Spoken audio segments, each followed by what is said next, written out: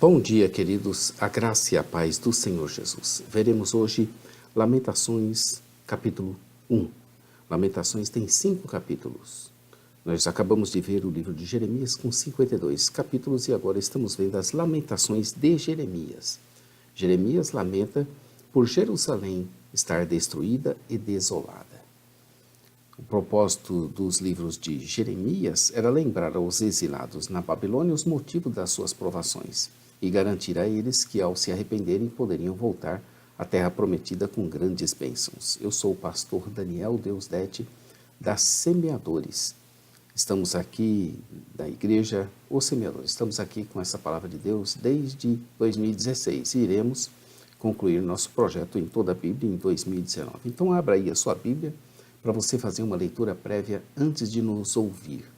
Abra aí no capítulo 1 de Lamentações. Começaremos então, a partir de agora, esse livro de Lamentações, do qual já falamos no início ao apresentarmos os livros de Jeremias e Lamentações de Jeremias.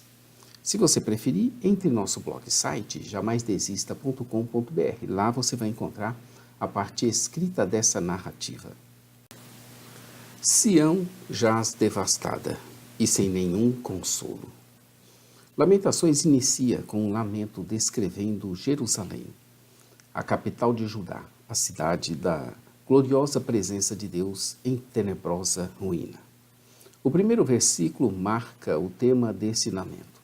Jerusalém, a cidade outrora favorecida, mas agora desolada, perdeu a sua grandeza em razão das depredações dos babilônios.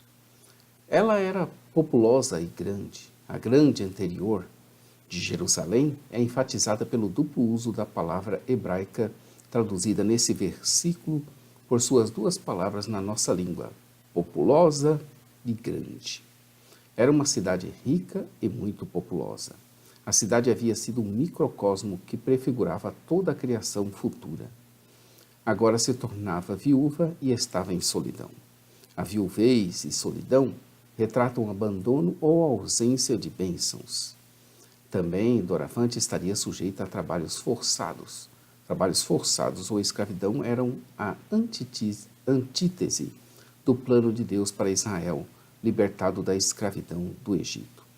Veja Jeremias 2,14 sobre a rejeição do conceito de Israel como escravo, assim como Deuteronômio 15, de 12 a 18, que atribui a liberdade essencial de Israel à legislação social que exigia, ao 7º ano, a emancipação de todos os israelitas mantidos como escravos. O exílio era a pior das maldições da aliança.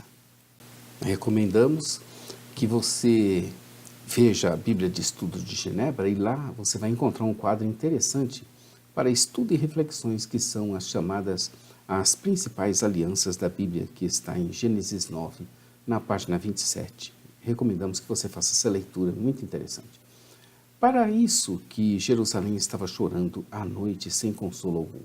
Essa frase aparece 5 vezes nesse primeiro poema, o que a transforma num tema dominante. A situação era tão aterradora que os exilados não conseguiam encontrar qualquer consolação. Nenhum de seus amantes agora poderiam consolá-la. Verso 2. Uma imagem irônica sobre os vizinhos idólatras de Judá, com os quais o povo voluntariamente se uniu. Como um marido justificadamente ciumento, Deus está virado com a infidelidade de Judá. Na visão de Oséias, o exílio se constituía no divórcio de Deus, do Deus de Israel. Amigos, que amigos eram esses que agora em seu sufoco a abandonavam? Isso me faz lembrar meu parente em recuperação por causa de drogas e álcool.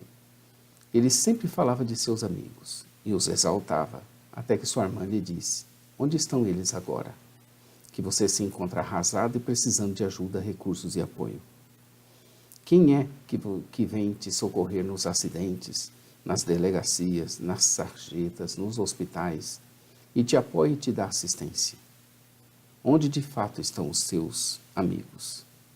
Às vezes acontece isso, né? A pessoa imagina que o amigo é aquele que está lá no bar junto com ele, tomando umas e outras. Mas na hora do sufoco, quem vai socorrer é o parente, é a esposa, é o esposo, é aquele que está próximo. E ele chama de amigos aqueles que estão lá no bar bebendo com ele, que só fazem junto uma coisa, levantar a taça de bebida junto com ele, mais nada. Isso é amizade? Jerusalém estava cercada de amigos que apenas o desviavam do caminho e dela queriam somente se aproveitar. Isso não é nem nunca foi amizade. O verdadeiro amigo é aquele que está disposto a se sacrificar pelo outro, como fez o Senhor por nós, sendo nós os seus inimigos. Judá foi levado ao exílio. Para os relatos sobre a queda de Jerusalém, há diversos relatos em 2 Reis, de 24 a 20, a 25, e de 24, 20 a 25, 30, assim como Jeremias 39 a 45. A pior cláusula entre as maldições da aliança contra o povo da aliança era o exílio.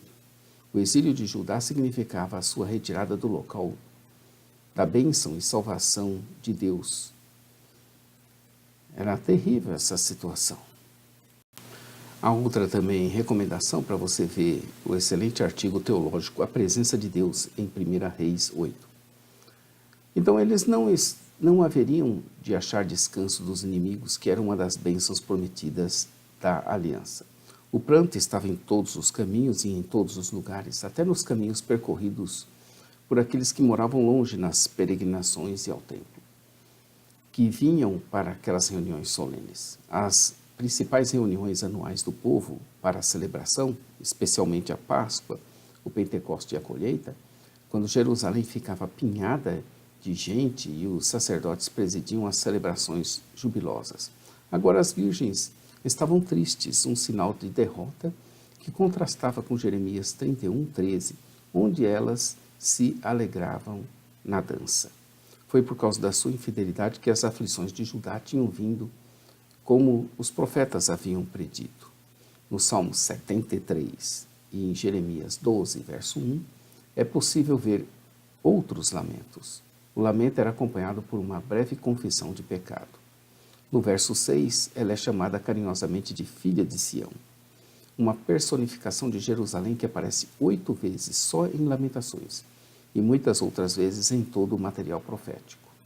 No entanto, dela tinha-se ido o seu esplendor, onde os seus príncipes estavam arrasados e sem forças diante dos seus perseguidores.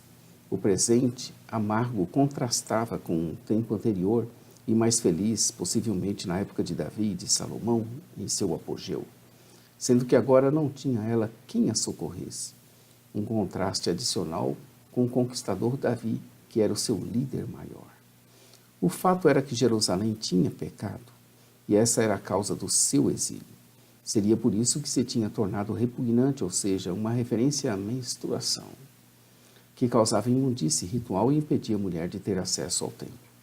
O resultado do pecado de Judá era semelhante, senão mais traumático e doloroso, ou seja, era uma exclusão total e perpétua do templo, o lugar onde Deus havia manifestado a sua presença especial.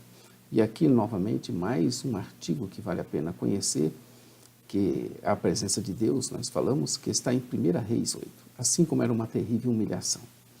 A cidade inteira, e não simplesmente pessoas, havia se tornado imunda aos olhos de Deus, e por muitos anos não seria purificada. A sua imundície estava nas suas fraldas, e ela nem se lembrava de seu fim. Destarte se via abatida e sem quem a consolasse. A Sião, personificada agora, fala por si mesma e introduz o elemento de apelo que é uma parte vital desse lamento. Ela pede ao Senhor que a socorra em sua aflição por causa do seu inimigo que nela se engrandeceu. O inimigo estendeu contra ela a sua mão e ela o viu entrar em seu santuário. Essa é uma referência à perda por parte de Judá do seu local de culto e do seu acesso à presença de Deus. A profanação do lugar sagrado pelos invasores contrasta também com a pretendida função do templo de atrair nações para adorar o Deus de Israel. A destruição do templo está provavelmente também implícita, uma vez que Nabucodonosor o destruiu em 586 a.C., imediatamente depois de tê-lo profanado. 2 Reis 25, de 8 a 9. As ruínas do templo onde Deus se assentara entronizado demonstravam quão absolutamente Deus havia abandonado o seu povo por causa do seu pecado. A desolação da cidade provocou uma terrível escassez de alimento. Ela, personificada, continua a clamar ao Senhor, para que veja, conforme o verso 9, ela reconhece que se tornou desprezível. Embora o escritor reconheça que o castigo de Judá foi merecido, ela se sente esmagada. Ele se sente esmagado pela sua magnitude. Chama os que passam para testemunhar a extrema severidade da punição de Deus e a compadecer-se da situação difícil de Judá.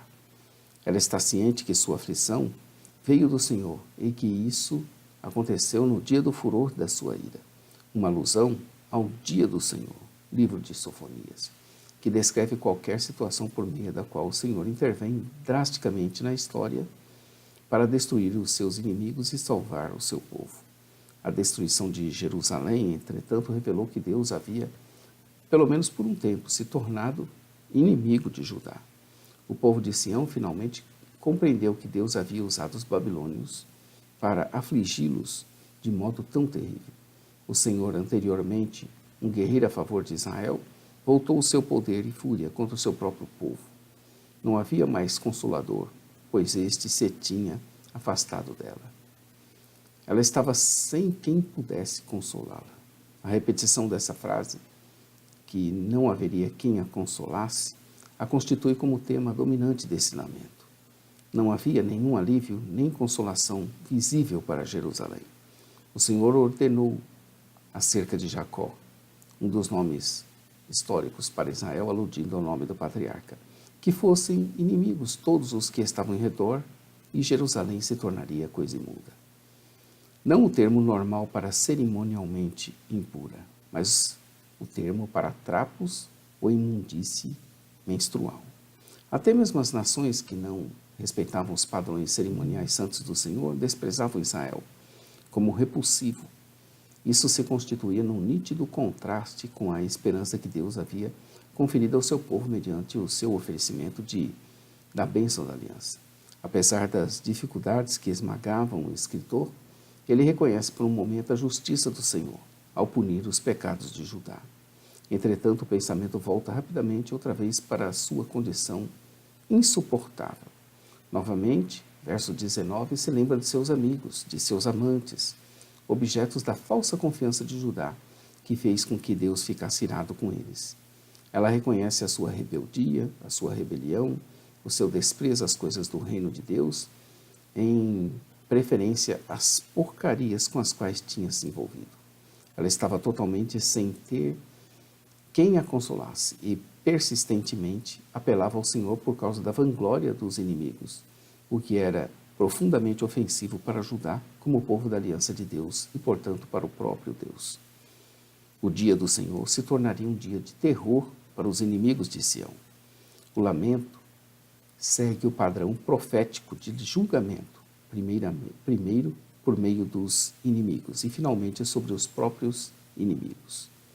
Os inimigos de Sião mereciam tão cabalmente o julgamento quanto Jerusalém. Mesmo a justa punição dos seus inimigos não diminuiria a profunda tristeza de Sião. Lamentações 1:1 diz assim: como está sentada solitária a cidade que era tão populosa. Tornou-se como a viúva, a que era grande entre as nações, a que era princesa entre as províncias, tornou-se avassalada. Esse é o versículo de número 1 de Lamentações. E o verso 22, encerrando esse capítulo 1, diz: venha toda a sua maldade para a tua presença, e faze-lhes como me fizeste a mim por causa de todas as minhas transgressões. Pois muitos são os meus gemidos, e desfalecido está o meu coração. O autor se expressa de uma maneira muito profunda ao falar de Deus, de forma como ele via o exílio, a justiça de Deus, sua ira, seu juízo, a aliança e o povo de Deus. Para mim, o grande autor desse livro não fora outro, senão o próprio Jeremias, o profeta chorão que conhecia o seu Deus, soberano, sábio e bom, e o seu povo rebelde, contradizente e amante do supérfluo, mas escolhido por Deus para, por meio dele, trazer ao mundo o Messias, resgatador e libertador. Amanhã estaremos aqui com a ira do Senhor contra Judá em Lamentações, capítulo 2. Fique com Deus. Inscreva-se no nosso canal, conheça nosso blog, site jamaisdesista.com.br, onde você vai encontrar a parte escrita dessa narrativa. Também você poderá visualizar o conteúdo escrito de toda a narrativa, com ilustrações, tabelas, gráficos. Temos também a loja virtual, semeadores.com.br, e onde você vai encontrar vasto material para o seu deleite espiritual. Às 8h30 temos um programa Momento Missionário da Rádio Os Semeadores.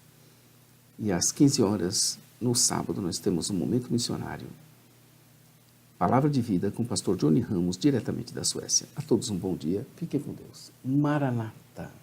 Ora, ora, vem, Senhor Jesus. Deus abençoe você, sua família, seu ministério, em nome de Jesus. Amém.